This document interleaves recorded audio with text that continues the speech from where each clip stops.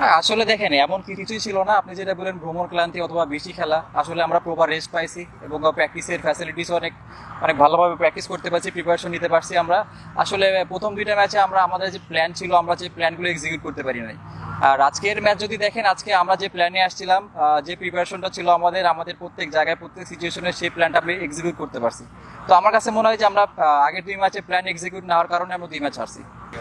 আসলে দেখেন একটু আগে আমি যেটা বললাম যে আমরা যে প্ল্যানে আসছিলাম, তখন যে প্ল্যানটা এক্সিকিউট করার দরকার ছিল আমরা সেই প্ল্যানটা এক্সিকিউট করতে পারি নাই। প্রথম ম্যাচ যেটা আমাদের 4 ওভারে 54 রান লাগতো, সেখানে আমরা আমরা বলাররা ফেল করছি।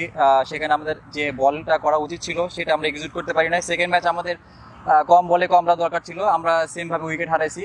তো আমি কাউকে আমি এভাবে করবো না। ওভারঅল আমাদের টিমের যে প্ল্যান ছিল, যেভাবে খেলা উচিত ছিল, আমরা কেউ সেটা এক্সিকিউট করতে পারিনি। এই কারণে আমরা ফার্স্ট দুই ম্যাচ হারছি।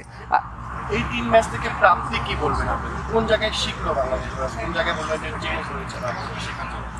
আসলে আমার দিক থেকে আমি বলতে গেলে এটা পুরোপুরি আমাদের একটা প্রিপারেশনের ভিতর দিয়ে যাচ্ছি, কারণ সামনে একটা বড় টুর্নামেন্ট ওয়ার্ল্ড কাপ। তো আমার কাছে মনে হয় যে এই হারা জেতা দুইটাই আসলে প্রিপারেশনের ভিতরেই রাখাই ভালো। এখানে পজিটিভ নেগেটিভ দুটা জিনিসই হয়েছে আমাদের, যেটা আমাদের পরবর্তী স্টেজে কাজে লাগবে।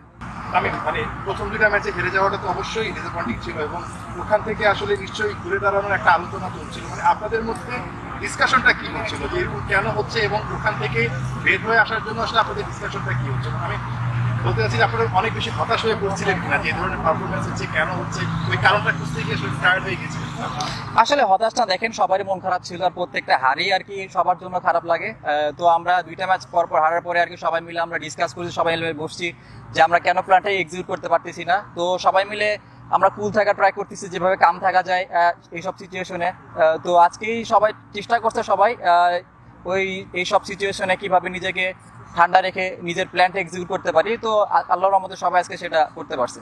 জানাতে তো এর চাইতে বেটার উইকেট থাকবে যতটুকু শুনতে পেলাম, এবং সামনে তো আসলে গুরুত্বপূর্ণ ম্যাচ আমাদের সিরিজের সঙ্গে আছে এবং ইন্ডিয়ার সঙ্গে যেটা মনে হয় কিনা যে একদম সেরা প্রস্তুতি নিয়ে আপনারা বিশ্বকাপে যেতে পারবেন, এর চাইতে বেটার ক্রিকেটটা খেলতে পারবেন, এরকম কনফিডেন্সটা পাচ্ছেন কিনা? অবশ্যই সবারই তো চেষ্টা থাকে ডে বাই ডে ইমপ্রুভ করার। তো এখান থেকে আমরা যে জিনিসটা শিখছি, আমরা জানি না এখন ডালাসে উইকেট কেমন হবে, সেখানকার কন্ডিশন কেমন হবে। তো আমরা চেষ্টা করবো সেখানে আমাদের দুইটা প্র্যাকটিস সেশন আছে, সেখানে নিজেদের অ্যাডজাস্ট করার। আমি একটা জিনিস জানার ছিল কিপিং এর বিষয়টা, আপনি ম্যানেজমেন্টের নিশ্চয়ই কথা হয়েছে। আজকে লিটন ফিরেছে কিপিং এ, মানে ওয়ার্ল্ড কাপে কিপিং কি লিটন করছে নাকি আসলে আজকের দিনের জন্য এই করেছে? আসলে আমি এটা জানি না ভাই, এটা টিম ম্যানেজমেন্ট যেটা ভালো মনে করবে তারা সেটা করবে, এটা আমার জানা নেই। আমরা দেখেছি যে সমস্যা হয়ে টপ অর্ডার ব্যাটাররা বিশেষ করে ওপেনিং স্লোটটা আসলে ভালো করতে পারছে না। আপনি অভিষেক হওয়ার পর থেকে দুটা দারুণ ওপেনিং পার্টনারশিপ আমরা দেখতে পেলাম, আজকেও 100 রানের পার্টনারশিপ। আপনার কি মনে হয় যে এই জায়গাটার জন্য আপনি প্রিপার হয়েছেন সেটা আপনি এক্সিকিউট করতে পারছেন?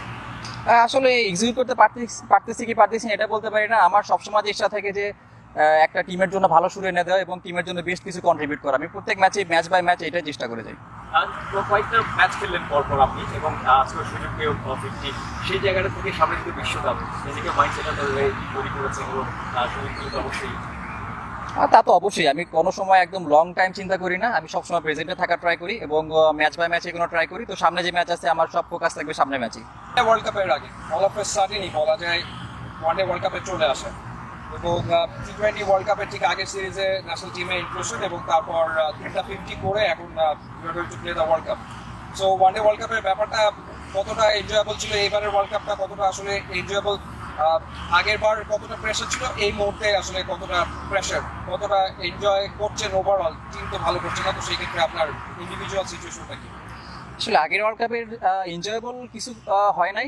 আসলে ওখানে ভালো খারাপ দুটাই ছিল, হয়তো আমি আরো ভালো কিছু করতে পারতাম, দেশকে আরো ভালো কিছু দিতে পারতাম, সেটা করতে পারি নাই। আর আমি একটা জিনিস সবসময় বিশ্বাস করি যে যে জিনিসটা হয়তো আমি আরো পরে যেয়ে শিখতে পারতাম, লাস্ট 2023 ওয়ার্ল্ড কাপ খেলার পরে আমি সেই জিনিসটা অনেক আর্লি শিখতে পারছি। তো আমি মনে করি যে এই জিনিসটা আমার ইন ফিউচারে অনেক কাজে লাগবে। মাঠটা কেমন লাগবে? মাঠ অনেক ভালো লাগছে। আমাদের একটু প্রথম দিকে একটু অ্যাডজাস্ট করতে অসুবিধা হয়েছে, বাট যতই দিন গেছে ততই আমরা অ্যাডজাস্ট করার ট্রাই করছি এবং খুব ভালোভাবে ফিনিশ করছি আমরা।